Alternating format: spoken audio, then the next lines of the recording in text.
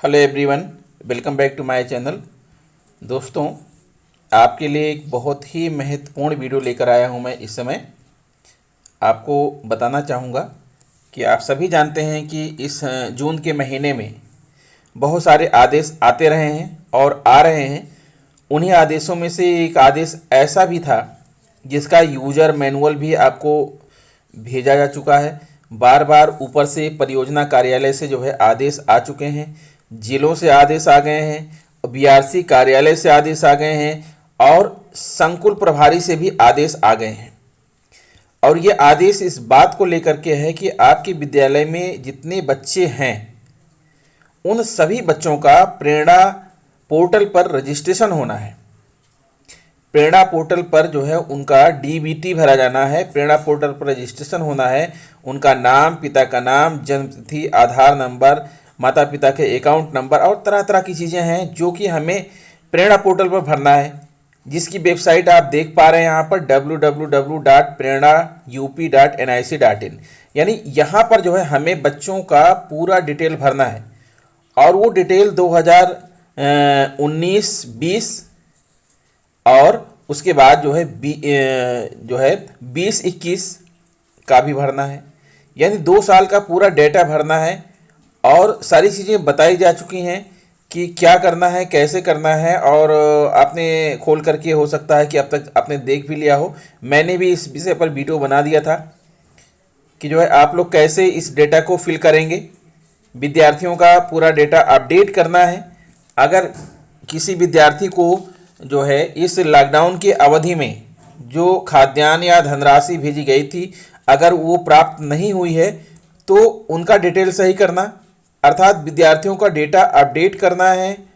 और कब कब कितनी जो है धनराशि भेजी गई, कब कब कितना खाद्यान्न भेजा गया, उसकी मात्रा कितनी है, कितना कितना देना था, ये सारी बातें दोस्तों आपको प्रेरणा पोर्टल पर अपलोड करना है, अपडेट करना है। अगर आप प्रधानाध्यापक हैं तो आप जो है सजग हो जाइए। आप बिल्कुल भी सुस्ती मत अपनाइए, क्योंकि जवाबदेही आपकी ही होगी और इस कार्य में आप अपने सहयोगी अर्थात अपने असिस्टेंट टीचर की भी मदद ले सकते हैं।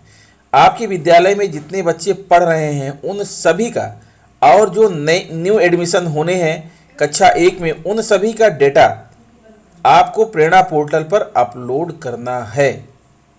और अपलोड करने की डेट निकल चुकी है। शासन ने जो डेट दिया था वो भी निकल गई, बीएसएन ने जो डेट दिया था वो भी निकल गई, खंड शिक्षा अधिकारी ने जो डेट दिया था वो भी निकल गई। सारी सीमाएं पार हो चुकी हैं। उसके बाद भी अभी ये डाटा अपलोड नहीं हो पाया है। अब लोग धीरे धीरे इस विषय में सोच रहे हैं, जाग रहे हैं। तो दोस्तों, सबसे पहले तो मैं आपको बता देना चाहता हूँ कि प्रेरणा पोर्टल पर डीबीटी भरने हैं तो 2020-21 में भेजी गई धनराशि एवं खाद्यान्न का वितरण, इतना बताना चाहूँगा कि 2020-21 में 3 बार धनराशि भेजी गई है और 3 बार खाद्यान्न का जो है वितरण किया गया है, 3 बार खाद्यान्न भेजा गया है। अब अगर आप प्रेरणा पोर्टल पर जाएंगे तो ये सूचनाएं जब तक आपके पास नहीं होंगी आप कैसे भरेंगे।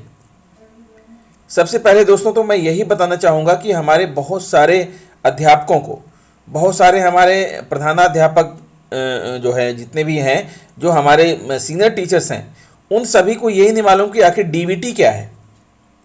दोस्तों, डीबीटी बहुत ही एक पुरानी शब्दावली है। ये कोई नया नहीं है, हमारे प्रदेश में नई आने वाली शब्दावली नहीं है। डीबीटी का मतलब होता है डायरेक्ट बेनिफिट ट्रांसफ़र। फिर से आप समझ लीजिए, डायरेक्ट बेनिफिट ट्रांसफ़र यानी प्रत्यक्ष लाभ स्थानांतरण। जैसे दोस्तों आप सोचिए कि आप लोग जो है गैस सिलेंडर भराते थे पहले, उसमें जो सरकार की सब्सिडी होती थी डायरेक्ट आपके अकाउंट में नहीं आती थी। वो जो है जो गैस वाला, जो गैस एजेंसी का मालिक होता था, उसकी जो मर्जी आती थी वो सब्सिडी देता था या नहीं देता था। लेकिन जब डीबीटी आ गया तो डीबीटी के तहत जो भी सब्सिडी सरकार की होती है डायरेक्ट आपके अकाउंट में आ जाती है। ठीक वैसा ही उत्तर प्रदेश सरकार ने प्राइमरी एजुकेशन में डीबीटी फार्मूला अपनाया है। डीबीटी का मतलब है डायरेक्ट बेनिफिट ट्रांसफ़र, अर्थात जो बच्चों को, उनके अभिभावकों को जो बेनिफिट देना है, जो लाभ देना है, वो डायरेक्ट उनके खातों में पहुंचाया जाए, बीच का कोई बिचौलिया खड़ा होकर के गड़बड़ ना करे। इसलिए ये टर्म आया है डीबीटी। तो आप इसको अच्छे से जान लीजिए।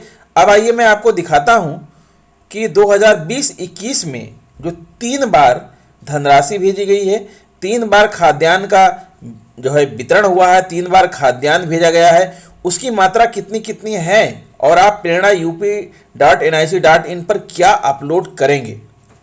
हाँ दोस्तों, अब मैं आपको दिखा रहा हूँ, बता रहा हूँ खाद्य सुरक्षा भत्ता वितरण। दोस्तों, अगर आपको इसका PDF चाहिए तो मैं PDF की लिंक वीडियो के डिस्क्रिप्शन में दे दूंगा, वहाँ से आप डाउनलोड कर लीजिएगा। और जब आप DBT भरने चलिएगा, अर्थात प्रेरणा UP.nic पर जो है जब भी बच्चों का डाटा अपडेट करने चलिएगा, अभिभावकों का डाटा अपडेट करिएगा, गार्जियन का डाटा अपडेट करिएगा, खाता नंबर सही करिएगा, जो भी है, तो वहाँ पर आप इसका प्रयोग आप कर लीजिएगा। देखिए दोस्तों, वर्ष 2020-21 में प्राथमिक एवं उच्च प्राथमिक विद्यालयों में अध्ययनरत छात्रों को 3 चरणों में खाद्यान्न एवं धनराशि उपलब्ध कराई गई है। तो दोस्तों, 2020-21 का यही जो डाटा है, यही आपको प्रेरणा पोर्टल पर अपडेट करना है और ये जिम्मेदारी दी गई है प्रधानाध्यापकों को। साथ में शिक्षक संकुलों को भी लगाया गया है और सहायक अध्यापकों के लिए भी ये जिम्मेदारी दी गई है। तो देखिए दोस्तों, यहाँ पर जो है मैं आपको बताना चाह रहा हूँ कि जो 3 चरणों में धनराशि भेजी गई है, 3 चरणों में जो खाद्यान्न भेजा गया है वो क्या है। देखिए यहाँ पर प्राथमिक विद्यालय, उच्च प्राथमिक विद्यालय, चरण दिया हुआ है दिवस खाद्यान्न धनराशि, दिवस खाद्यान्न धनराशि। पहले प्राथमिक का देख लीजिए। प्रथम चरण में जो 2020-21 में भेजा गया है वो 76 दिन का भेजा गया था। खाद्यान्न था 7.6 किलोग्राम और धनराशि थी 374 रुपये। अब दोस्तों यहाँ ध्यान दीजिएगा, जो 7.6 किलोग्राम है इसमें कुछ गेहूं भी है और कुछ चावल भी है, वो आपके MDM में लिखा हुआ है, उसके हिसाब से आप अनुपात लगा लीजिएगा। दूसरे चरण में 49 दिनों का भेजा गया है। खाद्यान्न है 4.9 किलोग्राम और धनराशि है 243 रुपये 50 पैसे। और तीसरे चरण में 138 दिन का भेजा गया है।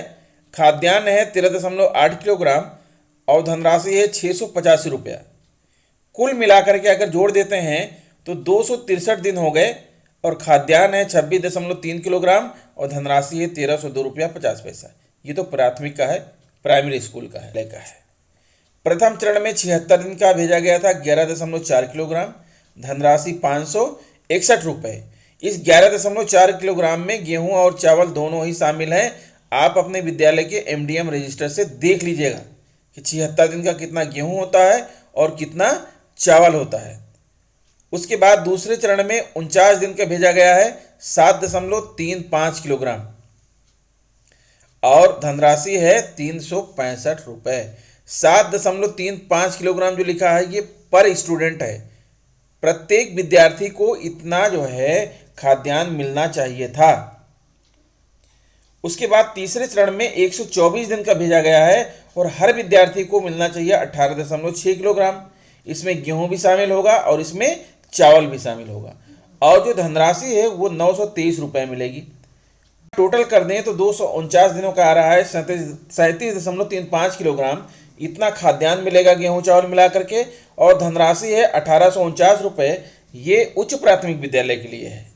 तो दोस्तों समझ चुके होंगे कि आपको यही भरना है। प्रेरणा पोर्टल पर जो मांग रहा है यह आपको ज़रूरत पड़ेगी, इसलिए जो है आप मेरे चैनल को सब्सक्राइब कर लीजिए, बेल आइकन को प्रेस कर दीजिए, क्योंकि मैं समय समय पर आपके लिए ऐसे ही ज़रूरी वीडियोज़ लेकर के आता रहता हूं। दोस्तों, इस संबंध में समस्त BSAs एवं BEOs को अवगत कराए जाने हेतु प्राधिकरण स्तर से पत्र संख्या MAVOPRA C-10/2021 दिनांक 8 अप्रैल 2021 प्रेषित किया गया है। दोस्तों, ये रहा जो है आपकी समस्या का हल। आशा करता हूँ वीडियो आपको अच्छा लगा होगा। अगर वीडियो अच्छा लगा है तो प्लीज़ प्लीज़ प्लीज़ मेरे चैनल को सब्सक्राइब कर लीजिए, बेल आइकन को प्रेस कर दीजिए। ऐसे ही आवश्यक वीडियोज़ लेकर मैं आपके साथ आता रहूँगा। और आज के लिए इतना ही, मिलते हैं नेक्स्ट वीडियो में। अभी के लिए गुड नाइट।